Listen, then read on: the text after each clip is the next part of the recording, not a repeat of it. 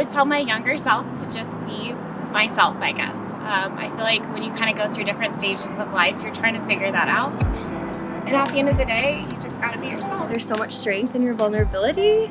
And the logic behind that is really just that sometimes it's easier to just kind of shut things out. And you know, it's easier to do that, but it's more worthwhile to go through all the feels, feel all the feels, and like come out stronger or happier on the other side of it. Choose love over fear and don't stress. To be kind to everyone, because you never know what anyone's going through. You can make a big difference in someone's life just by being kind. The fastest way to learn is to fail. Love yourself first.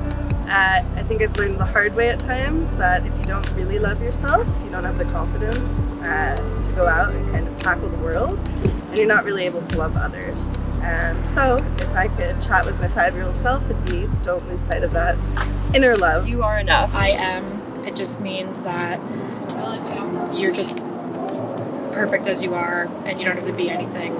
You just are. You can be brave, and I just feel like I struggle with having the courage to do things sometimes, and so I feel like saying that I can be brave is giving myself permission to be courageous. Don't overthink. I have a habit of overthinking and over just making things more complicated than they need to be, and it's just added stress. So I would say that's really important. Just don't overthink. Day by day, there might be a lot of stuff going on in your lives. Don't care what other people think.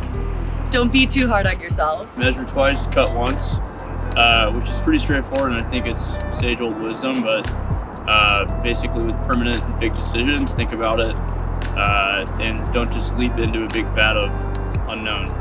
Sometimes it's a good decision, but most of the time it's better to contemplate what you're doing and then make a thoughtful decision. Never feel like my dreams are too big.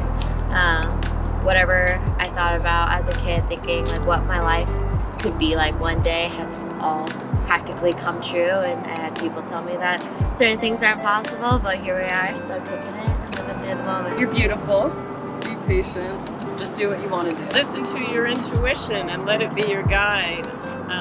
Too often in life you hear a feeling or a voice, but you don't lean into it, and it's important to tune into that because it's a really powerful tool and it can really guide you in your life. You got one life, you're in charge, choose how you want to live it and go for it. Don't worry about what other people are telling you, hear them out, but then make your own choices and live your own life. You should never sweat the small stuff because in the end it just doesn't matter, and you should just do what makes you happy. Pursue your interests, just wholeheartedly, without thinking of anything else. No mud, no lotus, which is a quote from Vietnamese Buddhist monk Thich Nhat Hanh.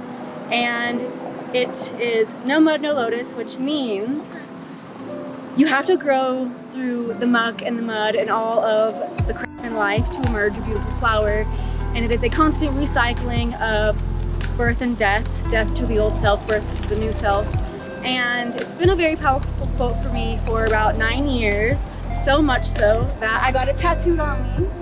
I'm Maddie, and I said that everything will work out. I'm Christina, and I wrote Put Yourself First. So believe and just go for it. I've always been scared, and everything always works out. So I wish I had just started like that from the beginning. To be kind to myself, I think it's important, and I can think of many times in my life that I was frustrated and beating myself up over the same mistake. So far, so good. Stay tuned.